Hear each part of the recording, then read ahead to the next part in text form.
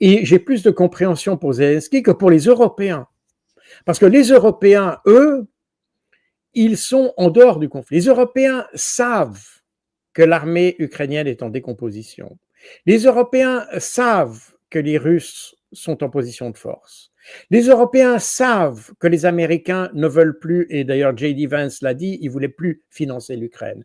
Les Européens savent qu'eux-mêmes ne pourront pas prendre à la relève. Les Européens savent qu'ils n'ont pas les capacités militaires de soutenir l'Ukraine. Les Européens savent qu'ils n'ont pas les capacités industrielles pour soutenir l'Ukraine. Les Européens savent qu'ils n'ont pas l'argent pour financer la reconstruction de l'Ukraine. Et malgré tout, ils poussent l'Ukraine à continuer à se battre. Bonjour et merci de me recevoir. On est très content de vous avoir, surtout que je souhaitais vraiment vous avoir le plus vite possible après le sommet d'Alaska, Anchorage, et puis évidemment ce qui s'est déroulé hier soir, cette nuit, c'est-à-dire les rencontres à Washington entre Trump d'un côté et Zelensky et sa garde rapprochée européenne. On pensait que l'on discuterait concession territoriale, les Européens qui, dans l'inversion accusatoire, doutent de la volonté de paix de Poutine, mettent un certain nombre d'obligations qui pèseraient à la fois sur la Russie. Ils veulent encore un cessez-le-feu et non un traité de paix. Et puis enfin, paix, faudrait-il encore que la guerre ait été déclarée. Et puis, ils sont à la recherche de garanties de sécurité robuste, c'est l'expression de Macron, estampillé Macron. Pour l'Ukraine, plusieurs centaines de milliers d'hommes, 100 milliards de dépenses, en tout cas c'est ce que l'Europe voudrait dépenser à fond perdu pour l'Ukraine. En ont-ils les moyens? Ça c'est une autre affaire. Colonel Jacquebaud, est-ce que vous pensez que ce qui s'est déroulé entre le sommet de l'Alaska et ces rencontres à Washington sont un moment essentiel de la guerre suite à l'opération spéciale russe en Ukraine, avec un basculement vers des négociations, vers la possibilité de rencontre entre Poutine, Zelensky et Trump, ou bien est-ce que tout ça risque fort d'échouer et la guerre continuer encore un certain temps? Je crois que ces événements, les événements donc de la fin de la semaine passée et de début de cette semaine, montrent deux choses. Tout d'abord, la détermination du président américain à arriver à un résultat. Je vous rappelle que les Américains, enfin Donald Trump, souhaite recentrer son activité sur la reconstruction du tissu économique américain et que ou plus exactement pour faire de l'Amérique un grand pays à nouveau. Et pour parvenir à ça, son effort principal ou son ennemi principal, c'est la Chine. Par conséquent, il faudra recentrer l'activité sur deux plans du point de vue stratégique pour les Américains. Un, reconstruire le potentiel industriel, c'est la raison de toutes les droits de douane, etc., toutes les simagrées qu'on a vues avec l'Union européenne et d'autres d'ailleurs ces dernières semaines. Ça, c'est une chose. Et puis, il y a d'autre part l'attaque contre la Chine. Et l'attaque contre la Chine, c'est-à-dire l'affaiblissement de la Chine, une sorte d'isolation de la Chine, en utilisant d'ailleurs le biais de Taïwan, eh bien, c'est le deuxième pilier. Mais pour parvenir à ça, il faut se dégager des autres conflits. Alors, Trump a fait une sorte d'une pierre deux coups. C'est-à-dire qu'il essaye de se faire le grand chantre de la paix en intervenant dans toutes sortes de conflits, essayant d'imposer des deals, parce qu'en réalité, il achète des deals plus qu'autre chose. Ça, il faut aussi voir la manière dont ça se passe. Il arrive et il dit, si vous faites pas ça, je vous finance plus, ou bien si vous faites ça, je vous finance. Enfin voilà, j'entends, on a littéralement, il achète des deals. Enfin, la finalité est que probablement il arrive à quelque chose. Ça, c'est le point positif. Enfin, on voit qu'il a une détermination à sortir les États-Unis du conflit ukrainien. Ça, c'est le point central.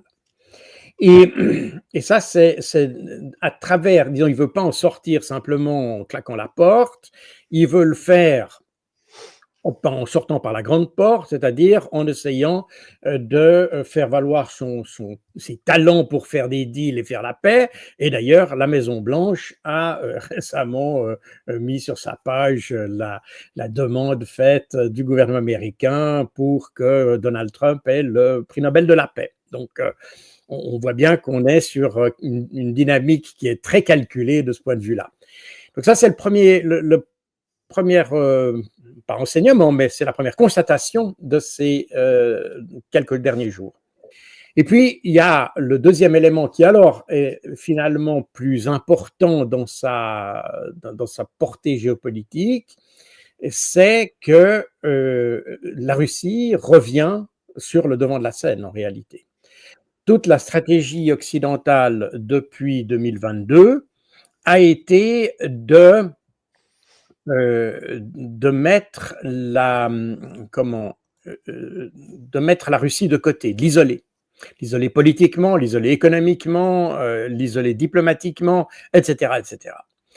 Et là, Trump brise en fait le tabou d'une certaine manière parce que en engageant d'abord un dialogue avec la Russie. Je vous rappelle que déjà au mois de février, lorsque Trump avait esquissé l'idée d'un dialogue avec la Russie, l'Europe s'était levée comme un seul homme pour dire qu'il ne devait pas y avoir de discussion, etc. Et on voulait tout simplement pas parler à la Russie, tout simplement. C'était ça le truc. Et Zelensky avait dit lui-même qu'il était opposé à tout dialogue avec la Russie. Donc, le fait de simplement parler à la Russie, c'est déjà quelque chose. Et puis on parle, je rappelle que les premiers contacts entre Américains et Russes qui avaient eu lieu à Istanbul s'étaient faits à un niveau un peu plus bas quand même, puisque c'était les envoyés spéciaux, Keith Kellogg dans un premier temps, et ensuite Steve Witkoff, qui avait été envoyé par les Américains. Et puis il y avait eu des contacts au niveau des diplomaties. Des chefs de la diplomatie russes et américains, qui avaient pour but d'ailleurs de rétablir des canaux diplomatiques, si vous voulez, puisqu'ils avaient été littéralement coupés, aussi physiquement d'ailleurs. Hein.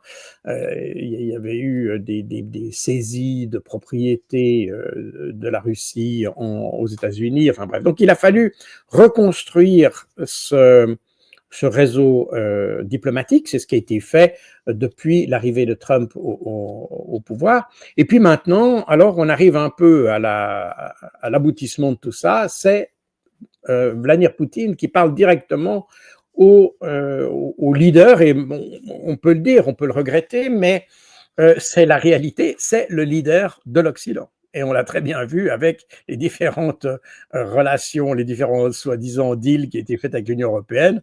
Avec l'Union européenne est totalement inexistante. Et d'ailleurs, assez amusant de voir que vous avez évoqué la réunion qui s'est effectuée hier à Washington entre Zelensky et ses chaperons européens, d'une part, et Donald Trump de l'autre côté. C'est notable de voir que, alors c'est aussi pour des raisons protocolaires, puisque les Européens n'avaient pas été invités, en réalité, et donc ils n'ont pas été reçus par Donald Trump. Ils ont été reçus par la chef du protocole. C'est ça. Mais pas par le président, alors que Zelensky, lui, qui était invité, a été reçu par le président. Donc, on voit que le président américain ne se lasse pas de montrer à l'Europe et aux Européens qu'ils sont insignifiants. C'est certain. On l'a vu et largement commenté d'ailleurs à l'occasion des différentes rencontres qui ont eu lieu précédemment, et même de la démarche de Trump qui veut parler directement à Vladimir Poutine sans avoir le ballast des leaders européens autour de lui, ou bien qui créerait une sorte de perturbation, de parasite au sens électronique du terme, si vous voulez, dans la communication entre Washington et Moscou. Donc voilà un peu où on en est. Donc Je pense que l'événement, c'est évidemment cette détermination américaine, et ça, elle est notable parce que c'est évidemment nouveau dans le paysage, mais surtout, c'est le retour de la Russie comme superpuissance, en réalité. Et la différence que fait Donald Trump, j'y arriverai, Donald Trump entre la Russie et l'Europe, cette différence de traitement montre très clairement que Donald Trump a plus de respect pour la Russie que pour l'Europe, d'une part. On le voit d'ailleurs dans la gestuelle, hein, les attitudes, les expressions. Quand on compare la réunion qu'il y a eu avec Madame Ursula von der Leyen en Écosse la semaine passée, il y a 10 jours, et puis la manière dont Vladimir Poutine a été reçu, on voit qu'il y a une très nette différence et que malgré le fait que l'Union européenne potentiellement est une masse, disons ça comme ça, parce que j'ose pas dire que c'est un pays, mais disons une masse économique qui est potentiellement beaucoup plus forte que la Russie, eh bien, néanmoins, géopolitiquement, la Russie a clairement un rôle prédominant sur la scène internationale et on est revenu en fait à ce qu'on avait à la fin de la guerre froide, encore qu'à l'époque, la Chine n'était pas aussi développée, mais on est avec les 3 superpuissances, les États-Unis, la Russie et la Chine. Et on est revenu là-dedans, et l'Europe, elle est restée finalement, je pense même qu'elle s'est un peu, elle est descendue dans l'échelle de la perception au niveau géostratégique, et même peut-être pas au niveau économique, parce que l'Europe représente toujours, si on agglomère les économies des différents pays, ça représente quelque chose de considérable, mais néanmoins, au niveau politique, elle est inexistante. Alors, c'est pas une surprise, puisque on l'a vu en Palestine, on l'a vu avec l'Iran, on l'a vu évidemment avec le conflit en Ukraine, mais on l'a vu avec le conflit même en Azerbaïdjan-Arménie, n'est-ce pas, qui pourtant on considère, les Européens ont tendance à considérer le conflit comme étant, que sont 2 pays européens. Eh bien, l'Europe est totalement inexistante. La diplomatie européenne est aux abonnés absents. Elle est conduite d'ailleurs par des incapables, je pense qu'on peut le dire, en restant très poli, à vrai dire, parce que je pense que là, je choisis bien mes termes pour être très poli. La diplomatie européenne dirigée par Kaja Kallas est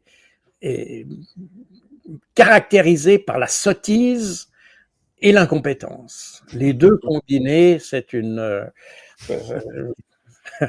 voilà. Et quant à Ursula von der Leyen, c'est une idéologue.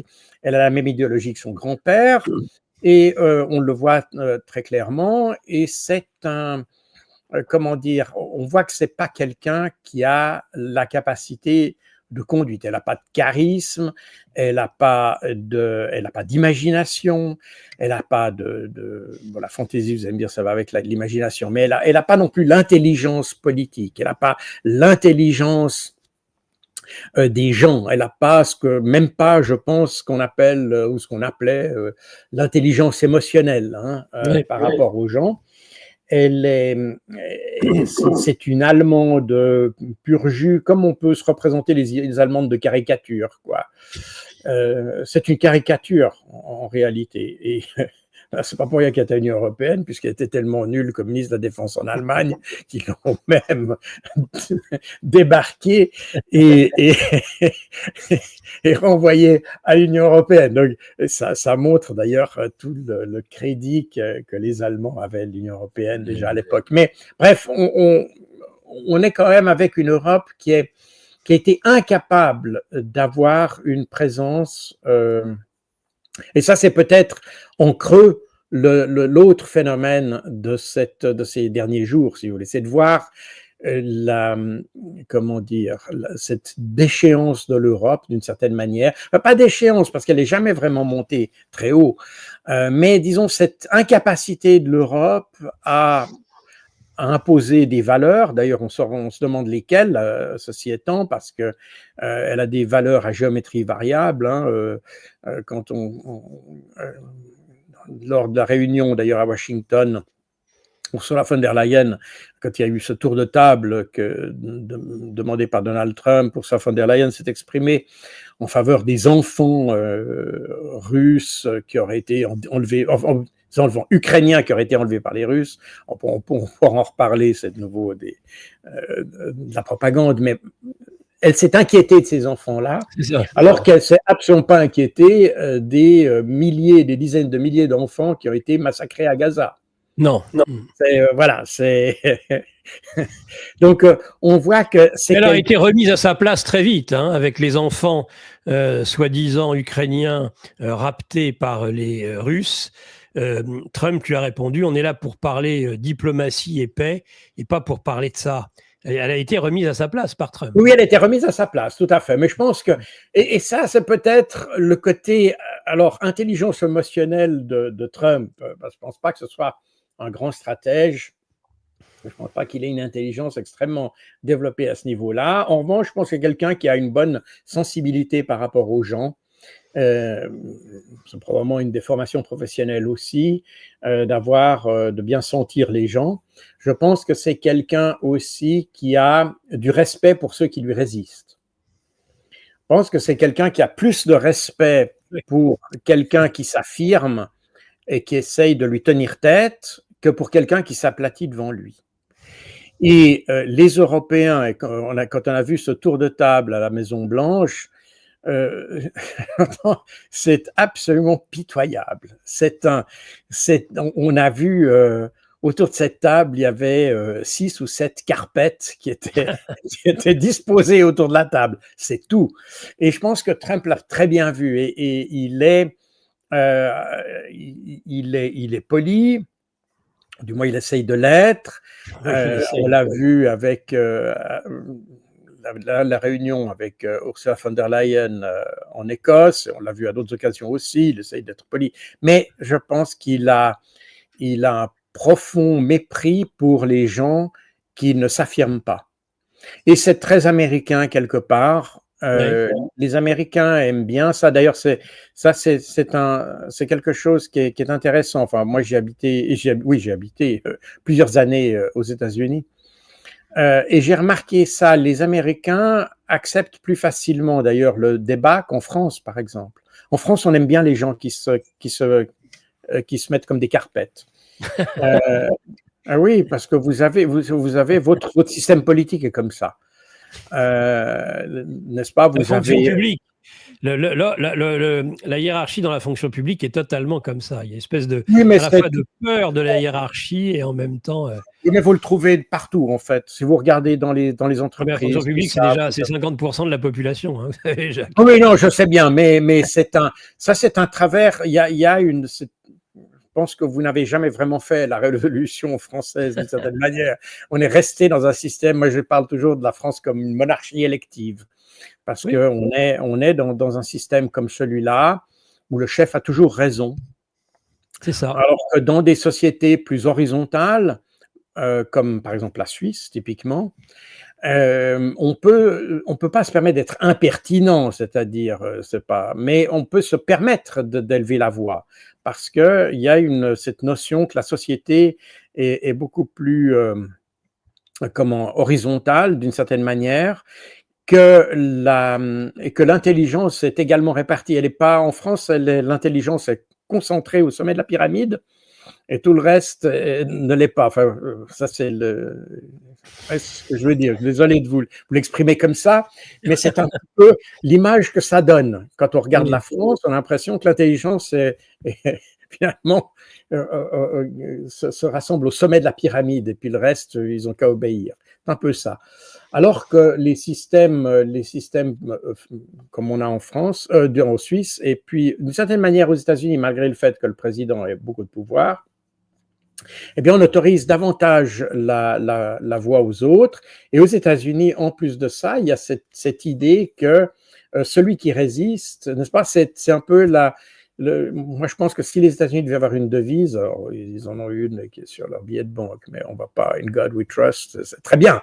Mais la vraie devise des États-Unis, c'est en réalité la devise d'une marque de sport célèbre que je ne citerai pas ici, dont le motto est Just Do It. N'est-ce pas? C'est ça. Et d'ailleurs, quand vous parlez aux Américains, ils vous parlent toujours des États-Unis comme the land of opportunities, donc le pays des opportunités. Et l'opportunité, c'est précisément ça, hein, c'est do it. Allez-y. Il faut. Et on le trouve aussi sur le plan politique. Et donc, ça a un impact sur l'acceptation du dialogue. Parce que quand vous êtes dans un système où il y a seul le chef qui est intelligent, eh bien, c'est plus facile d'avoir un système de censure puis de dire bah, tous les crétins, ils se taisent.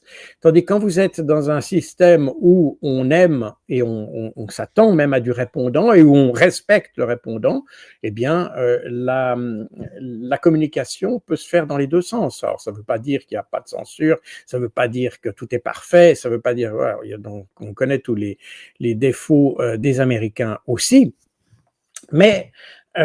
sur ce plan-là, je dois dire, et on l'a très bien vu là autour de cette table de la Maison-Blanche, on constate que là, Trump n'a pas beaucoup de respect pour ces dirigeants européens qui viennent en fait s'aplatir devant lui. Voilà. Oui. Alors, Poutine, dans cette situation, on a des informations comme quoi il y aurait eu un échange entre Trump et lui suite aux échanges qui ont eu lieu donc avec Zelensky et les fameux chaperons européens. Et donc, il y a préparation d'une entrevue entre Zelensky et Poutine, suivie ensuite d'un format A3. Comment voyez-vous le jeu de Poutine qui a été très rapidement de dire pas de cessez-le-feu, mais une paix établie, et pas pour les 2 ans à venir et après on recommence la guerre, mais sur le long terme, c'est-à-dire il recherche toujours cette architecture de sécurité commune. Ça, c'est le premier point. Et puis, deuxième point, il exige de l'Ukraine non seulement des concessions territoriales, mais le fait d'avoir une Ukraine, si ce n'est démilitarisée, en tout cas non seulement non intégrée à l'OTAN, mais qui plus est avec un format d'armée limité. C'est-à-dire tout à fait autre chose que ce que prétendent vouloir Zelensky et les Européens. Donc, quel est, à votre avis, quel va être le jeu de Poutine et quel a-t-il été au début dans ce sommet de l'Alaska? Car nombre d'observateurs considèrent que c'est lui qui fut le grand vainqueur. Non pas qu'il était isolé sur le plan international, mais qu'il a réussi en tout cas à faire une entrée remarquée à nouveau au sein de l'Occident, sur lequel il a réussi à mettre un coin en quelque sorte. Alors, il faut partir de la deuxième partie de votre question, je pense, et comprendre un peu toute la mécanique de ce qui s'est passé en Alaska. Alors, ici en Europe et en particulier en France, tout le monde a vu cette négociation comme étant un peu la négociation de la dernière chance, on allait tout résoudre, ça allait être les accords de paix, etc. Je pense que ça n'a jamais été ça dans l'esprit ni de Donald Trump, ni de Vladimir Poutine. La problématique en Alaska, c'était pas de négocier quoi que ce soit. D'ailleurs, on voit qu'ils ont ils n'ont pas négocié, à vrai dire. L'idée de cette réunion en Alaska était, pour Vladimir Poutine, d'exposer directement son point de vue, sa manière de voir à Donald Trump. Jusqu'à maintenant, Donald Trump n'a communiqué, entre guillemets, avec la Russie qu'à travers ses émissaires. Keith Kellogg dans un premier temps, Steve Witkoff dans un deuxième, et puis naturellement Marco Rubio, etc. Mais il a toujours eu finalement une information qui a été alors je ne veux pas mettre en question l'honnêteté des différents émissaires, mais il y a toujours une perte d'informations quand vous avez un intermédiaire. Et je pense que l'idée de Trump, c'est d'avoir une fois la vision en prise directe avec Vladimir Poutine, de façon à ce que la position soit clairement établie et qu'on sache exactement quelle est la marge de manœuvre possible dans une négociation. C'était ça le but. C'était de définir les positions et de voir quelles étaient les marges de manœuvre. Et c'est la raison pour laquelle, d'ailleurs, dans cette rencontre d'Alaska, vous aviez très peu de militaires et vous aviez tout autant, vous aviez le ministre du Commerce, etc., des gens de la finance, des gens de l'économie, des gens, il y avait des militaires aussi, en tout cas du côté russe. Donc, on voit bien que le problème n'était pas d'avoir une solution au problème ukrainien, mais de décrypter la position russe. Et d'ailleurs, Donald Trump a toujours dit que la négociation finale, celle qui doit aboutir à l'accord de paix, doit se faire entre Russes et Ukrainiens. Alors de nouveau, il faut préciser ici que Trump adopte une position de médiateur, ce qui est assez incongru puisque un médiateur, et moi-même j'ai eu l'occasion de jouer le rôle de médiateur dans quelques conflits, de plus petite envergure, mais néanmoins des conflits armés. Le médiateur, il doit avoir la caractéristique principale de ne pas être impliqué dans le conflit, ni d'une manière ni de l'autre. Il doit avoir cette image d'impartialité qui fait qu'il peut faciliter le dialogue entre les deux autres sans prendre parti. Donc, il doit avoir la confiance des deux. Alors, les États-Unis, on le sait, sont à l'origine du conflit en Ukraine. Et ça, je pense que personne ne le discute aujourd'hui, ni d'un côté ni de l'autre d'ailleurs. Je pense que tout le monde est d'accord sur le rôle des États-Unis. Mais ce qu'a fait Trump, et peut-être pour d'autres raisons d'ailleurs, plutôt pour des raisons d'ego et des raisons de politique personnelle, il s'est désolidarisé des politiques précédentes à l'égard de l'Ukraine. Alors qu'on a dit que s'il avait été là, s'il avait été président en 2020, probablement la guerre n'aurait pas eu lieu. Je ne sais pas, parce que durant son premier mandat, Trump n'a pas fait grand-chose pour apaiser la situation en Ukraine, à vrai dire. Je dirais même que durant son mandat, l'année 2019 a été une année charnière dans le conflit, et c'était durant son mandat. Donc, non, je pense que, avec des si, on met Paris en bouteille, comme vous le savez, donc on ne va pas discuter de ce qui se serait passé ici et ça. Néanmoins, l'avantage qu'a Trump dans cette situation, c'est qu'il arrive comme nouveau venu après un Biden qui s'était montré extraordinairement focalisé sur l'Ukraine, qui en avait fait une guerre personnelle. Et là, Trump arrive et se place au-dessus de la mêlée, en quelque sorte. Il dit, c'était la guerre de Biden, ce sera la paix de Trump. Voilà. Alors, c'est un avantage d'un certain côté parce que au moins, il y a quelqu'un qui peut se poser en tant que médiateur, mais qui a un poids sur la scène politique. Les Européens auraient été incapables de faire ça. Déjà parce qu'ils sont impliqués dans le conflit, mais aussi parce qu'ils n'ont pas la crédibilité. Ni au niveau des pays individuels, il n'y a aucun pays en Europe qui aurait cette crédibilité, et l'Union européenne encore moins. Donc, effectivement, ce rôle joué par Trump est important, et l'idée de Trump, c'est d'avoir un premier dialogue direct avec Poutine, et ensuite d'en avoir un second avec Zelensky, et ensuite de voir s'il y avait lieu, comme l'ont proposé certains, d'avoir une réunion trilatérale ou maintenant on propose même quadrilatérale. On ne va pas rentrer dans tous les détails parce qu'on est là dans le futur. Mais l'idée, c'était ça, c'était de connaître les deux positions, d'arrêter les positions, voir la marge de manœuvre qu'il y a d'un côté et de l'autre, et voir dans quelle mesure la médiation peut s'exercer justement dans la marge de manœuvre, parce que c'est ça qui est important. Donc, les Européens n'ont pas voulu comprendre ça du tout, ni en février, ni maintenant, enfin en mars de cette année, ni maintenant. Ils ont toujours, ils ont fait des hauts cris lorsque Trump a rencontré Poutine et même lorsque les Américains avaient rencontré les Russes en mars, pour dire on va négocier au-dessus de la tête de Zelensky. Et nous devons être partis, etc., etc. Donc, on voit que les Européens n'ont strictement rien compris à ce que voulait faire Trump. Pourtant, il l'avait expliqué très clairement. Donc voilà cette mécanique-là. Vladimir Poutine, et ça c'est l'autre partie de votre question. Oui. Vladimir Poutine, lui, eh bien, il a compris son intérêt dans cette affaire. Et lorsque la semaine passée, ou maintenant il y a 10 jours, Vladimir Poutine avait dit, enfin c'est pas lui, c'est Ushakov qui avait dit que Steve Witkoff avait fait des propositions intéressantes pour Vladimir Poutine. Beaucoup de gens ont pensé que c'était des propositions sur la solution du conflit. Mais je pense que ce n'était pas du tout ça. La proposition de Steve Witkoff, c'était sur le processus.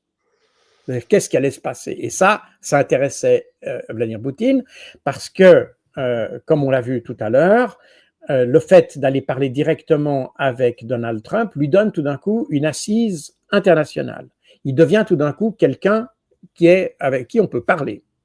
Et on remarque que depuis cette entrevue, les positions se sont en fait affinées d'une certaine manière. Tout d'abord, on s'aperçoit que ce qui avait déjà été dit à plusieurs reprises de manière plus ou moins formelle, maintenant, il est clair que l'Ukraine ne fera pas partie de l'OTAN. Alors maintenant, ça mérite d'être ensuite écrit sur le papier, et puis mais enfin, j'entends aujourd'hui, on ne parle plus de l'Ukraine comme faisant partie de l'OTAN. Ça, c'est une chose qui est importante. Les Américains ont constaté qu'ils n'ont pas les moyens d'imposer un cessez-le-feu. Et je reviendrai sur cette notion-là. Donc, l'idée de Zelensky, d'abord, qui était reprise par les Européens, qui est de cesser le feu pour ensuite faire on ne sait quoi, parce que c'est de ça qu'il s'agit, ne parle pas à Trump. Et il remarque qu'il a, du fait que sur le terrain, les Russes dominent, eh bien, il n'y a aucun moyen de pression, il n'y a aucune carte, il n'y a aucun levier pour les Américains pour imposer cette vision de Zelensky ou des Européens. Par conséquent, il faudra passer par les fourches caudines des Russes. Et les Russes disent, avant d'entrer dans un cessez-le-feu, il doit y avoir un engagement de la part des Ukrainiens qu'ils veulent s'engager dans un processus. Et je vous rappelle que malgré le fait que tout le monde utilise le mot paix à tort et à travers dans cette affaire, typiquement Macron, qui confond le mot cessez-le-feu et le mot paix, en réalité, les seuls, jusqu'à maintenant, les seuls qui ont proposé un processus de paix sont les Russes. Sont les seuls. Même pas les Américains, même pas les Ukrainiens, même personne n'a parlé de paix vraie. C'est vrai. On parle d'un cessez-le-feu du côté occidental, mais pas de paix. Alors je pense que là, Vladimir Poutine a réussi à expliquer et à convaincre Donald Trump que le but, c'était pas que les armes se taisent de manière indéfinie et sans qu'il y ait un processus à la clé, mais c'est qu'il fallait définir un processus, s'engager dans ce processus, et à partir de ce moment-là, on fait un cessez-le-feu. Ce qui, temporellement, pourrait représenter à peu près la même chose. La seule différence, et je vous rappelle, on revient à ce qu'a dit Vladimir Poutine le 14 juin 2024, l'année passée, où il a dit l'Ukraine doit abandonner sa demande d'adhérer à l'OTAN et se retirer des 4 régions de Kherson, Zaporozhye, Donetsk et Lugansk. C'est ça. À partir du moment où ils ont fait ça, où ils ont déclaré qu'ils le faisaient, enfin qu'ils s'engageaient là-dedans, nous cesserons le feu immédiatement. C'est ça. Donc, si vous voulez, ce qui sépare la vision occidentale de la vision russe, c'est la déclaration préalable de Zelensky qu'on abandonne l'OTAN et qu'on abandonne les 4 régions de Kherson, Zaporozhye, Donetsk et Lugansk. Voilà. Et ça peut se faire en un jour, si vous voulez. Et à ce moment-là, le cessez-le-feu peut commencer. La différence essentielle qu'il y a entre la position russe et la position ukrainienne, c'est que la position ukrainienne ou européenne, elle pend en l'air quelque part. Elle est suspendue en l'air. C'est-à-dire qu'on fait un cessez-le-feu, voilà, sans condition d'ailleurs. Donc ça veut dire qu'on ne sait pas ce qui adviendra après. Pour les Russes, le cessez-le-feu fait partie d'un processus de paix qui s'engage à partir du moment où il y a une déclaration d'intention de la part des Ukrainiens de s'engager sur cette voie. Donc on est sur quelque chose qui est fondamentalement différent dans sa substance. C'est ça qu'il faut comprendre. Et aujourd'hui, comme je l'ai dit, l'idée les Russes, d'ailleurs, l'idée de laisser du territoire aux Russes, elle est déjà dans l'air.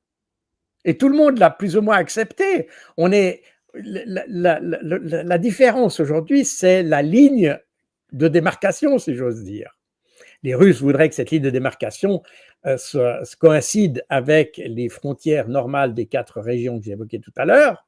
C'est ça. Et les Occidentaux, maintenant, sont plus ou moins d'accord pour que cette ligne de démarcation soit placée à l'endroit où les troupes sont actuellement sur le terrain. La ligne de front, oui. Voilà, exactement. Donc, l'idée de céder du territoire aux Russes est déjà là. Donc, en fait, on a fait une grande partie du chemin. L'OTAN est pratiquement, comme disent les Américains, off the table, donc il n'est plus sur la table. L'idée que les Russes conservent le territoire qu'ils ont est déjà là, et elle est entérinée. La question, c'est évidemment ces portions, c'est grosso modo 30%, de 25 et 30% de ces régions, enfin des régions de Kherson, Zaporozhye et Donetsk, celle de Lugansk est pratiquement complètement en main russe, mais c'est le 30% des autres régions qui est en discussion. Donc on s'aperçoit qu'on s'achemine très lentement, qu'on le veuille ou non, vers la solution russe. Et ce qui est intéressant, c'est que tout le monde a accepté cette idée. Et durant la conversation qu'il y a eu à la Maison-Blanche, Friedrich Merz est revenu avec l'idée d'un cessez-le-feu qui devait précéder une négociation, et il a été remis à sa place par Donald Trump aussi, qui lui a dit « Je pense que c'est pas du tout comme ça que ça doit se faire, il faut d'abord qu'on ait la volonté de faire une paix, et que c'est la paix qui est recherché, c'est pas simplement le silence des armes. » Donc on voit que, en fait, la position européenne se fait démonter. Cette position européenne, c'est intéressant, je dis la position européenne. En réalité, c'est la position ukrainienne qui a été reprise par les Européens. Les Européens n'ont même pas été capables de définir une stratégie, de définir une solution possible au conflit. Ils ont fait que prendre au vol ce que Zelensky avait proposé. C'est tout. Et donc, et Keith Kellogg, dans une certaine mesure, notamment en ce qui concerne cette ligne de démarcation qui serait la ligne de front, comme on a évoqué tout à l'heure. Donc, on voit que les Européens, dans cette affaire, sont intellectuellement absents. Ils n'ont apporté absolument rien du tout à la discussion. Ils n'ont fait que reprendre des idées. Et aujourd'hui, les Américains voient que cette position européenne n'amène à rien. Et par conséquent, je pense qu'ils auraient pu faire l'économie des voyages des dirigeants européens. Mais le problème des Européens, et je pense que c'est la raison pour laquelle ils étaient là, et c'est la raison pour laquelle, d'ailleurs, ça explique en grande partie le mauvais accord avec l'Union européenne qui a eu lieu il y a 10 jours avec Trump, c'est que les Européens ont compris que si les États-Unis quittaient le terrain ukrainien, eh bien, la guerre leur retomberait sur les bras et qu'eux n'ont pas les moyens de soutenir cette guerre. Donc, ça, ils le savent très bien, et tous les efforts qu'ils font actuellement sont en réalité pour garder les Américains sur le terrain en Ukraine. Et d'ailleurs, d'où le fait que leur obsession, ce soit les garanties de sécurité à l'Ukraine, en engageant les États-Unis. Les garanties de sécurité, c'est une autre discussion oui. qui est liée d'une certaine manière. En fait, les garanties de sécurité sont une manière d'entériner le fait que l'Ukraine n'entrera pas dans l'OTAN. Oui. C'est de ça qu'il s'agit. C'est pas aussi, c'est ça. Parce que les garanties de sécurité, c'est ça, c'est donner une alternative. L'idée de l'Ukraine dans l'OTAN, la raison pour laquelle l'Ukraine veut entrer dans l'OTAN, et c'est pas pour rien si vous regardez le communiqué de presse qui a été fait par les pays européens juste avant la réunion d'Alaska, en Alaska, on parle du fameux mémorandum de Budapest, et qui parle justement des garanties de sécurité, dans des termes un peu plus vagues, etc. Mais enfin, c'est pas, en réalité, il ne définit pas exactement. Mais l'Ukraine reste attachée à ce document, qui n'a aucune validité juridique par ailleurs, mais ça c'est un autre débat, parce que les Ukrainiens s'aperçoivent que c'est ça qui peut garantir leur sécurité dans le futur, soit l'OTAN, soit soit des garanties de sécurité en quelque sorte. Donc c'est une alternative bon marché à la participation dans l'OTAN. C'est ça le fond de la question. Et après, la question de savoir quelle forme peuvent avoir ces garanties de sécurité, parce que le problème pour la Russie, c'est qu'on ne veut pas recréer une situation qui soit de remplacer l'OTAN par une sorte de mini-OTAN. Par exemple, l'Union européenne qui a évoqué cette possibilité de fournir des garanties de sécurité. On parle de cette militarisation de l'Union européenne, hein, qu'avait voulu Ursula von der Leyen, Rearm Europe, hein, je rappelle cette initiative, qui a fait dire d'ailleurs aux Russes que l'Union européenne est devenue un mini-OTAN. Donc, pour les Russes, il ne s'agit pas de remplacer l'OTAN par autre chose, par un nouveau OTAN qui a simplement un autre nom. Donc, il faudra y voir, il faut trouver une autre solution là-dedans. Et la solution qui avait été proposée par les Ukrainiens eux-mêmes en avril ou en mars plus exactement 2022 avait été de proposer une dizaine de pays, entre 10 et 15 maintenant, ma mémoire me fait un peu défaut, en 10 et 15 pays qui auraient été les garants de la sécurité de l'Ukraine.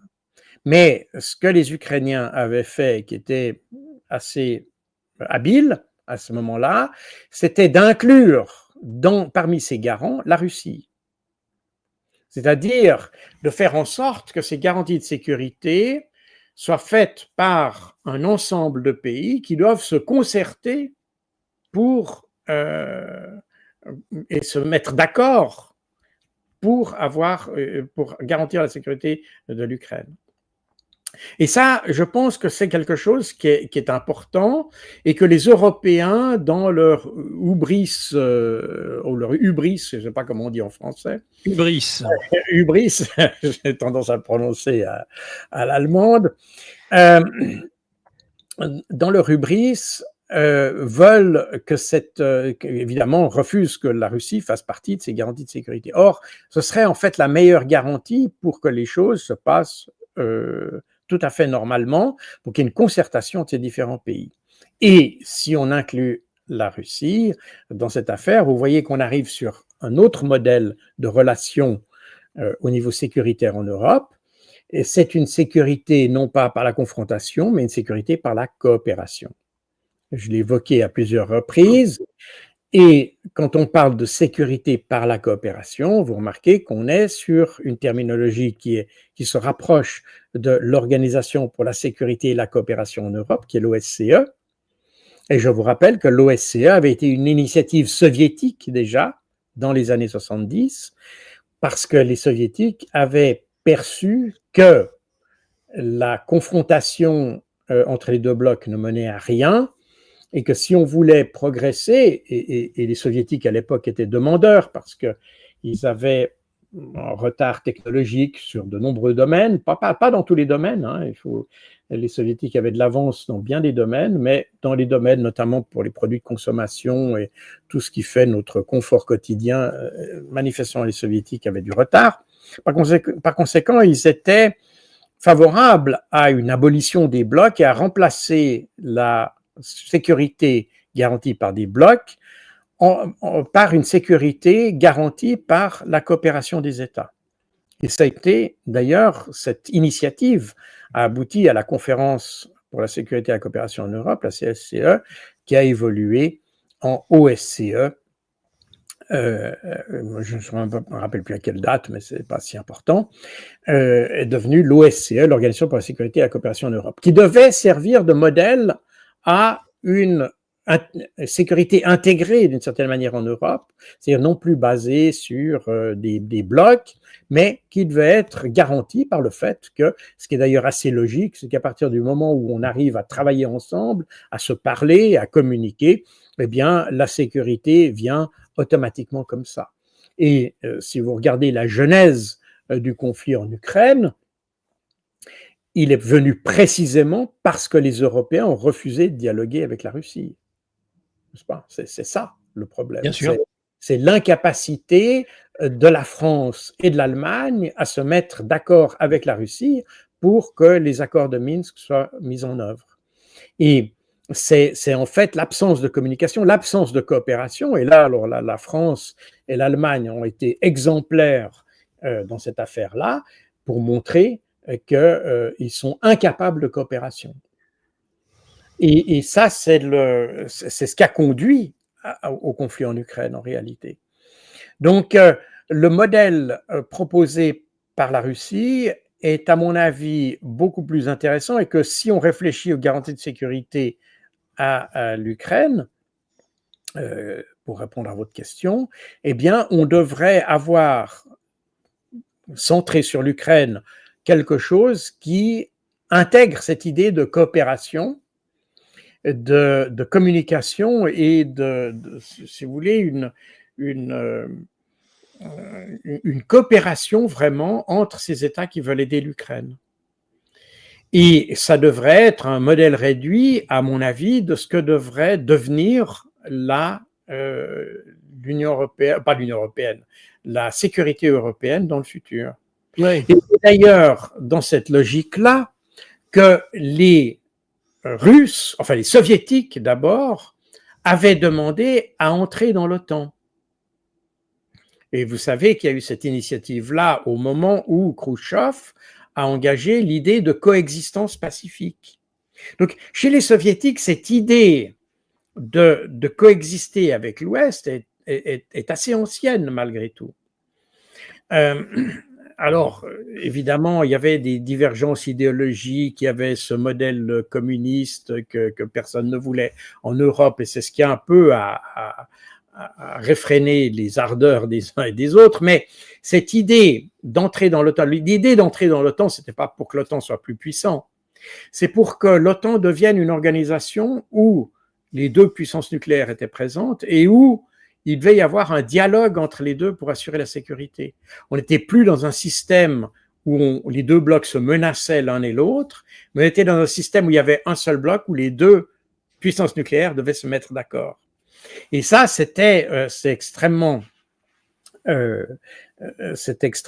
avant-gardiste d'une certaine manière, et c'est la raison pour laquelle, au début des années 90, la Russie, cette fois-ci, non plus l'Union soviétique, mais la Russie est revenue avec cette idée d'entrer dans l'OTAN. Ça n'est pas une boutade, ça n'est pas une plaisanterie, mais c'est vraiment pour engager une dynamique différente entre les blocs. Et je me rappelle très bien que je suis allé à l'époque où la Suisse envisageait d'entrer dans le partenariat pour la paix de l'OTAN, ce qu'elle a fait par la suite d'ailleurs. On ne fait pas partie de l'OTAN, mais on fait partie du partenariat pour la paix. C'est-à-dire dans ce cadre-là que je suis allé travailler 5 ans au sein de l'OTAN. Mais mon histoire à part, enfin pas tout à fait à part parce que je viens bien, j'avais partie d'une délégation qui avait sondé la perception des uns et des autres de la neutralité suisse si la Suisse entrait dans l'OTAN. Par conséquent, nous avions été voir l'état-major supérieur des forces armées russes, y compris des politiciens russes et des membres de la Douma, etc., mais surtout l'état-major, le très haut état-major, pas le très haut état-major, vraiment le sommet de l'armée russe à l'époque. Et on avait eu des discussions particulièrement intéressantes puisque on était à l'époque où les Russes aussi se posaient les mêmes questions. Et posaient des questions, et d'ailleurs ils sont entrés eux aussi par la suite dans le partenariat pour la paix. Et l'idée des Russes, c'était précisément cette idée qu'en faisant partie de l'OTAN, ils ne visaient pas à renforcer l'OTAN, mais à faire que l'OTAN ne soit plus une organisation dirigée contre un adversaire ou tel autre, mais que ce soit une organisation dans laquelle les puissances, y compris les deux puissances nucléaires, soient obligées de se mettre d'accord et de communiquer ensemble et d'avoir des stratégies communes pour une sécurité commune.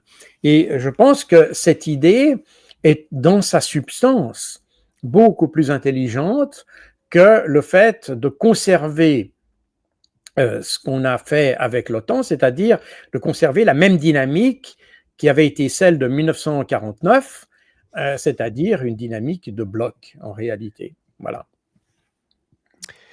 Il y a un écart quand même considérable entre le cessez-le-feu, la ligne de démarcation du front, une solution à la coréenne finalement, voulue par Zelensky et Macron et donc l'ensemble des Européens, c'est-à-dire absolument pas une volonté de paix, et en matière de garantie de sécurité, surtout le fait de réarmer l'Ukraine au plus vite, et puis la vision de Poutine, semble-t-il rejoint d'ailleurs par Trump, qui est une vision de paix, de ce que vous venez de dire, coexistence pacifique, et qui nécessite en effet qu'on aille au-delà d'un conflit, d'une tension larvée. On a l'impression que d'un côté, il y a vraiment cette volonté manifeste et que auquel n'est pas prêt à renoncer ni les Européens, ni surtout Zelensky, c'est-à-dire des centaines et centaines de milliards qui vont se déverser, qui se déverseraient encore pendant cette espèce de paix armée sur l'Ukraine, qui continuerait donc aussi le pacte de corruption qui peut exister aujourd'hui entre l'Europe et l'Ukraine, et cette vision complètement différente de coexistence pacifique. Vous croyez qu'il est possible en matière diplomatique demain de voir se rejoindre les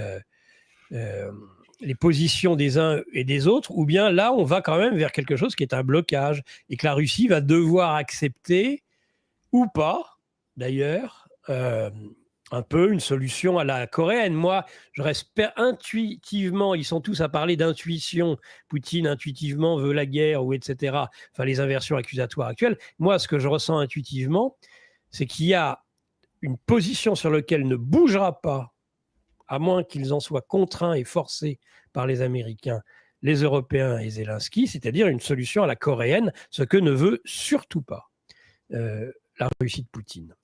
Pour moi, il y a un blocage à ce niveau-là. Oui, enfin oui, en tout cas en l'état, il y a un blocage. Maintenant, il faut comprendre les choses. Tout d'abord, la position de Zelensky, je peux j'ai de la compréhension pour Zelensky parce que, alors il a très mal manœuvré, il a fait à peu près toutes les erreurs possibles et imaginables. Néanmoins, pour lui, c'est difficile n'est-ce pas? Il est un peu dans la situation de Pétain en 1940. Est-ce qu'il doit pactiser avec l'adversaire qui est sur son territoire? Quelles ont été les bonnes ou mauvaises raisons d'attaquer, hein? Quelle qu'a été la situation aujourd'hui est telle que vous avez des Russes sur son territoire et il doit pactiser. Donc, on est dans cette situation-là. Et c'est une situation qui n'est pas facile pour lui. J'entends, il faut l'admettre. Et j'ai plus de compréhension pour Zelensky que pour les Européens. Parce que les Européens, eux, ils sont en dehors du conflit. Les Européens savent que l'armée ukrainienne est en décomposition. Les Européens savent que les Russes sont en position de force. Les Européens savent que les Américains ne veulent plus, et d'ailleurs J.D. Vance l'a dit, ils ne voulaient plus financer l'Ukraine. Les Européens savent qu'eux-mêmes ne pourront pas prendre la relève. Les Européens savent qu'ils n'ont pas les capacités militaires de soutenir l'Ukraine. Les Européens savent qu'ils n'ont pas les capacités industrielles pour soutenir l'Ukraine. Les Européens savent qu'ils n'ont pas l'argent pour financer la reconstruction de l'Ukraine. Et malgré tout, ils poussent l'Ukraine à continuer à se battre. Donc, je peux comprendre Zelensky, ça je peux le comprendre. De nouveau, il défend son pays, c'est comme un soldat ukrainien, je comprends sa position. Je ne dis pas qu'il a raison sur tous les plans, mais, enfin, quoique le soldat, c'est le soldat. Un soldat, il fait ce qu'on lui dit de faire. Et je pense qu'un soldat, de quelque bord qu'il soit, doit mériter notre respect. Dans tous les cas, à condition qu'il ne fasse pas des crimes de guerre, ce qui est un autre problème, hein. On est d'accord là-dessus. Mais disons, dans sa mission de défendre le pays, c'est tout à fait logique. Et si on était russe, on ferait comme les Russes. Si on était comme les Ukrainiens, on ferait comme les Ukrainiens. La question est claire. Pour Zelensky, de nouveau, il a fait énormément d'erreurs et je pense que ce sont ces erreurs qui l'ont amené là où il est. Donc, il est responsable de la situation qu'il a aujourd'hui. Ça, je pense très clairement. Néanmoins, je peux comprendre ses réticences à accepter de rendre du territoire, etc. Je peux comprendre ça. Je ne le comprends pas du tout des Européens. Et les Européens, ils essayent d'avoir l'Ukraine qui fait la guerre contre la Russie à leur place. Ils essayent maintenant d'avoir les Américains qui viennent soutenir les Ukrainiens à leur place. Donc les Européens, aujourd'hui, ce qu'ils essayent de faire, c'est d'avoir d'autres gens qui font le travail qu'eux ne veulent pas faire. Donc ça, c'est déjà un premier point. Comme j'ai dit tout à l'heure, la situation sur le terrain est telle que c'est la Russie qui a toutes les cartes en main. Donc on sait que si on ne fait rien maintenant, et c'est la raison pour laquelle il y a tant de remue-ménage en ce moment dans les états-majors, c'est parce qu'on sait que si on ne fait rien, les Russes continuent à avancer et on remarque chaque jour que la défense ukrainienne se désagrège toujours plus facilement. Par conséquent, plus on attend, plus l'Ukraine va se réduire comme une peau de chagrin. Par conséquent, Vladimir Poutine, il a établi des conditions très claires concernant, et je les ai expliquées tout à l'heure, pour entrer dans une négociation. Donc il y a les deux conditions que j'ai dit tout à l'heure, 2, pas 3, pas 4, 2, c'est la déclaration de non-appartenance à l'OTAN et le retrait des 4 régions de la part des Ukrainiens. Voilà, c'est les deux choses. Point barre. C'est ce qu'a dit Vladimir Poutine et il reste là-dessus. Là-dessus, il y aura d'autres choses qui viendront se greffer, les garanties de sécurité, ça, c'est d'autres choses qui viendront. Mais pour engager le processus, il y a ces deux conditions qui doivent être remplies. Vladimir Poutine, jusqu'à maintenant, a été mené en bateau systématiquement par les Américains, les Européens, par tout le monde. Donc aujourd'hui, chat est chaud et craint l'eau froide et aujourd'hui, il n'est plus prêt à faire des concessions, d'autant plus que sa situation sur le terrain ne l'oblige pas à faire des concessions. Donc, ce qui est important de comprendre ici, c'est qu'il ne fait pas, et d'ailleurs j'entends ça beaucoup en France, y compris d'ailleurs de la part de ceux qui sont plutôt pro-russes, j'entends dire que Vladimir Poutine ne veut pas engager un cessez-le-feu parce qu'il sent qu'il gagne. C'est pas du tout ça. C'est pas parce qu'il gagne qu'il veut s'engager. C'est qu'il veut faire un cessez-le-feu, mais à des conditions très précises. Et tant que ces conditions ne sont pas remplies, il n'y aura pas de cessez-le-feu. Et c'est pas parce qu'il gagne. Même si la Russie reculait, ce serait exactement la même chose. Enfin, si elle reculait, elle aurait évidemment moins de levier pour imposer les deux conditions que j'ai dites. Mais l'idée, c'est ça. Il y a deux conditions à remplir. Tant qu'elles ne sont pas remplies, on avance. Voilà. Et c'est donc ça l'idée. Mais les Russes ont toujours montré, tant au niveau de la population, et là on voit d'ailleurs une chose qui est intéressante, c'est que les sondages montrent que la population russe est en phase avec la conduite politique du pays. C'est-à-dire qu'il y a toujours eu l'idée qu'on privilégierait la négociation. Ça a été systématiquement la position de la Russie. Mais à partir du moment où la négociation ne peut pas fonctionner, on utilise la force. Voilà. Et c'est exactement cette position-là. Alors que du côté ukrainien, on voit qu'aujourd'hui, la population est en décalage par rapport à Zelensky, ce qui complique encore la situation de Zelensky et qui renforce le dilemme dans lequel il se trouve.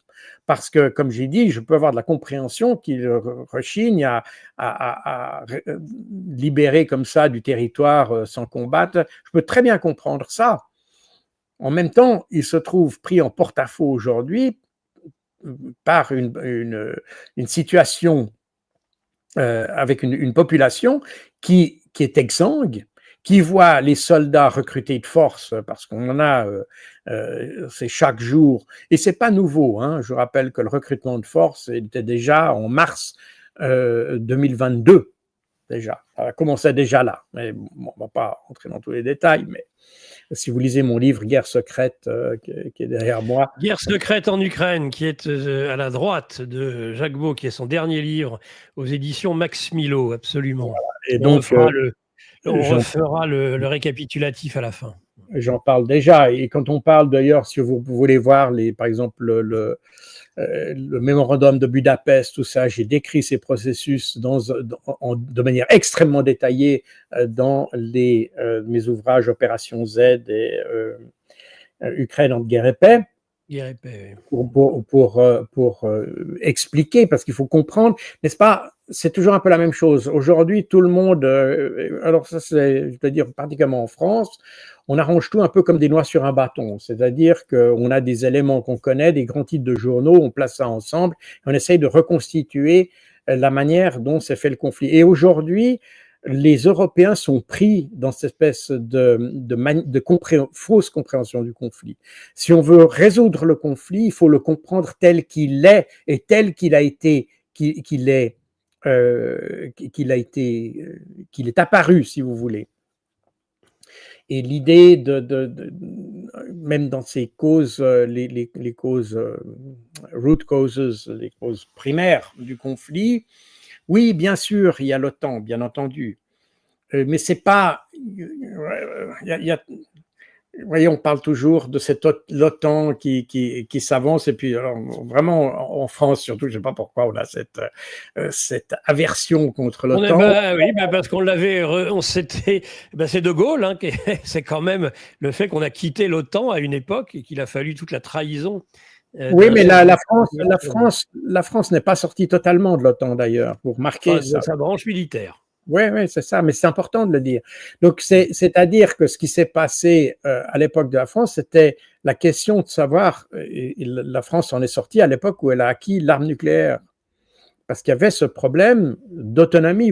De nouveau, la puissance nucléaire, c'est le même débat d'une certaine manière que celui qui a été relancé lorsque Macron a dit qu'il mettrait à disposition l'arme nucléaire, il la mettrait à disposition de l'Union européenne. C'est totalement absurde, ça n'a pas de sens. Et c'est ce que le général de Gaulle avait capté d'ailleurs.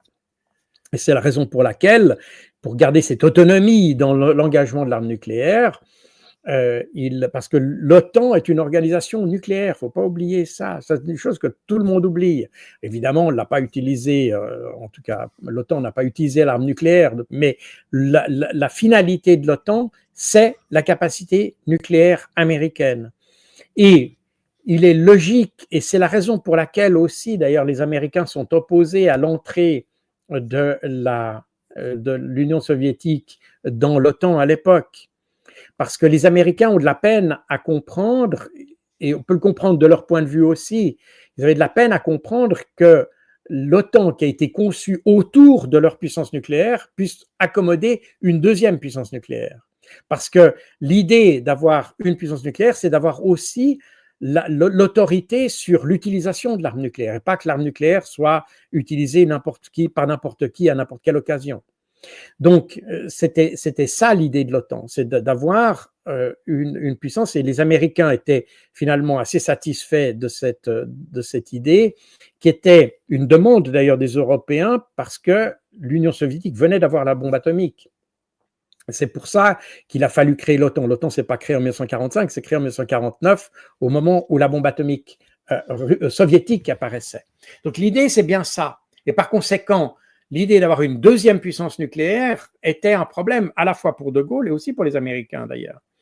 Mais c'est pas que je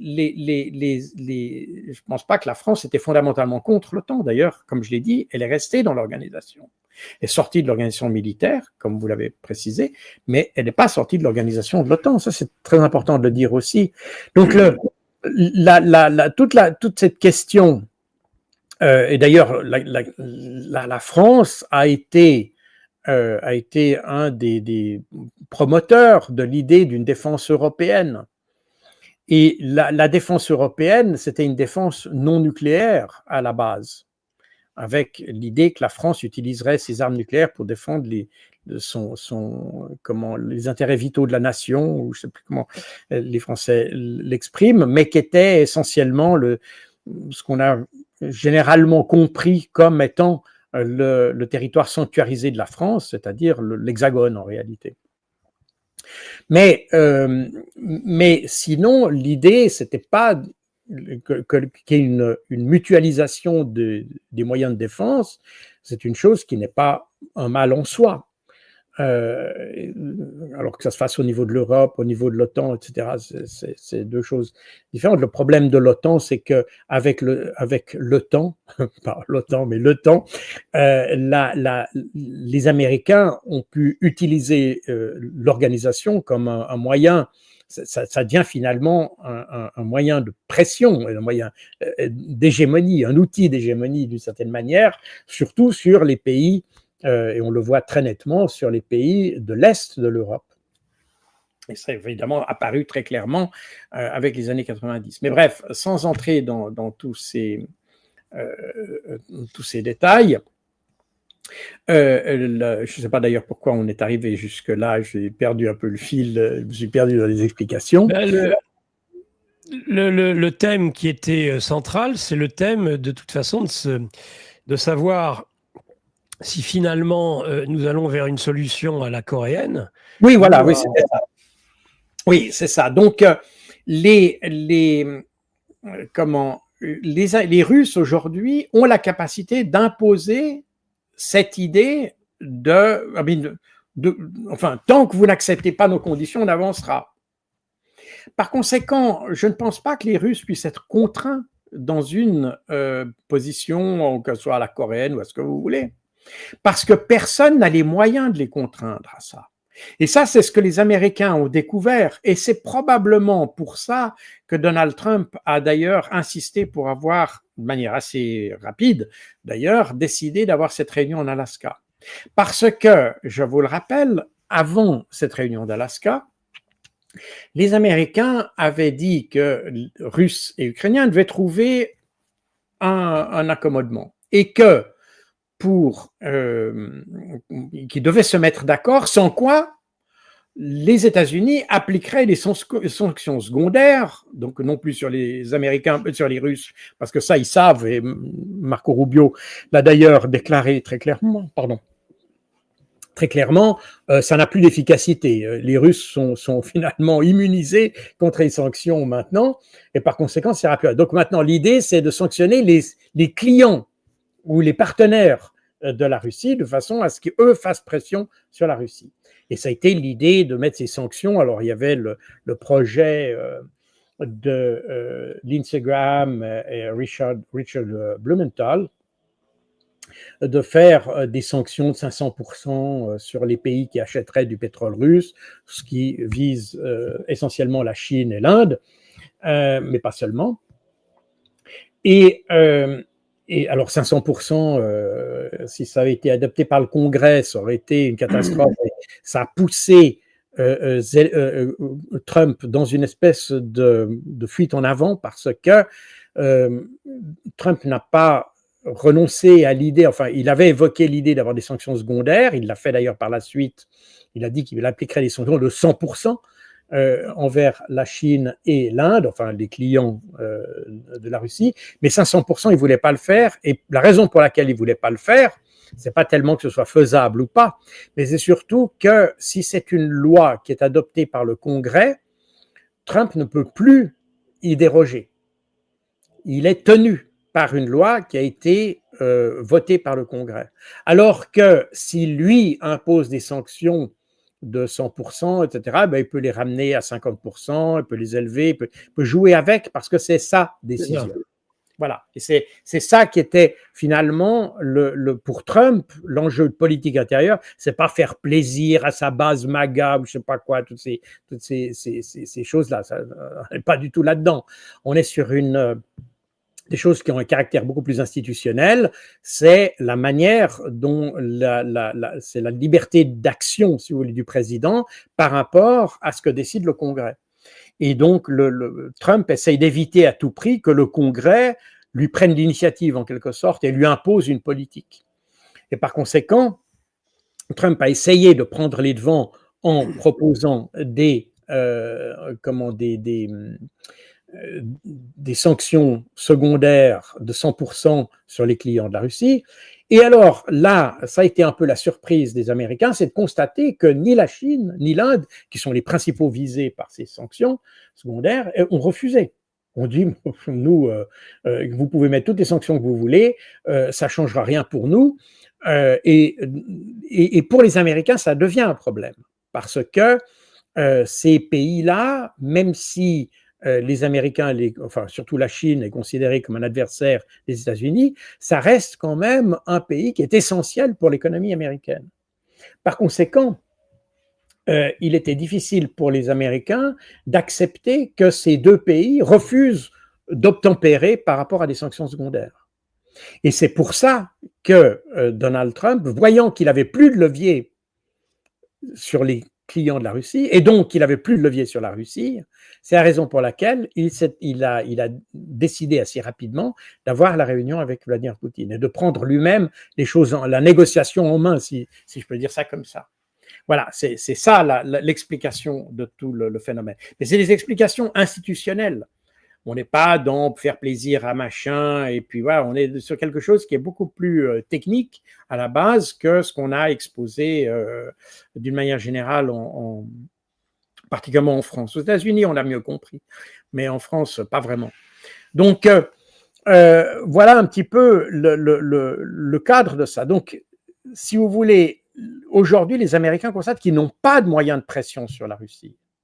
Et que par conséquent, s'il n'y a pas d'accord avec l'Ukraine, eh bien, les Américains, et c'est ça qui pourrait se passer, c'est un scénario possible, c'est que les Américains disent, bon, si vous n'avez pas la sagesse de comprendre que les Russes sont aujourd'hui ceux qui tiennent le couteau par le manche, eh bien, nous, on se retire complètement, et puis vous, les Européens, vous débrouillez avec vos idées de soutenir aveuglément Zelensky, et puis on continuera comme ça. Mais de nouveau, les Américains refusent d'être un peu le jouet des Européens qui utilisent Zelensky pour faire les basses œuvres, qui utilisent les Américains. Et je vous rappelle que lorsque Emmanuel Macron avait proposé en février de l'année passée de déplacer ou déployer des troupes françaises en Ukraine, il avait demandé aux Américains qu'ils fassent le backup, n'est-ce pas, qu'ils fassent le filet de sécurité, en quelque sorte. Et les Américains ont dit pas question. Et c'est pour ça que Macron a finalement renoncé à cette idée d'envoyer des troupes en Ukraine, parce que les Américains ont dit, si vous y allez, c'est à vos risques et périls, point final. Donc, on est un peu là-dedans. Les Européens, ils veulent bien faire les braves, mais à condition qu'il y ait un gars qui soit devant, quoi. C'est, voilà, c'est un peu la situation qu'il y a.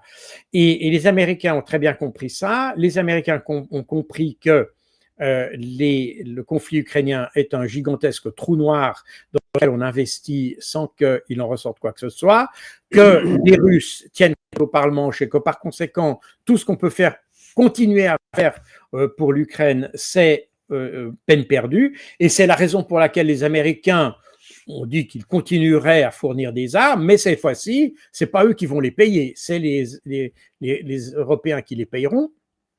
Et c'est pour ça qu'il y a eu des mécanismes de financement qui ont été mis en place il y a 2 ou 3 semaines maintenant, de façon à ce que ce soit finalement les Européens qui supportent le poids de leurs décisions politiques, mais que ce ne soit pas les Américains qui supportent le poids des décisions européennes. Voilà, c'est ça. Et donc, on est dans cette configuration-là, et l'idée que les Américains se quittent définitivement, et c'est exactement la crainte donc on est un peu dans une sorte de course à l'échalote ici. On a les Américains qui disent, si vous les Européens, vous ne voulez pas accepter ou réfléchir raisonnablement par rapport aux propositions russes, eh bien nous, on vous laissera tout seul. Et puis d'un autre côté, vous avez les Européens qui essayent à tout prix de garder les Américains en Europe et en particulier en Ukraine, mais qui refusent par ailleurs les conditions russes. Donc on est dans une sorte de course à l'échalote. Et c'est la raison pour laquelle, et d'ailleurs c'est ce qui a été dit par un membre des aides de Ursula von der Leyen, c'est la raison pour laquelle il y a eu cet accord entre l'Union européenne qui a été si défavorable à l'Union européenne, parce que en réalité, et ce qui est dit, c'est que les raisons de sécurité ont emporté, ont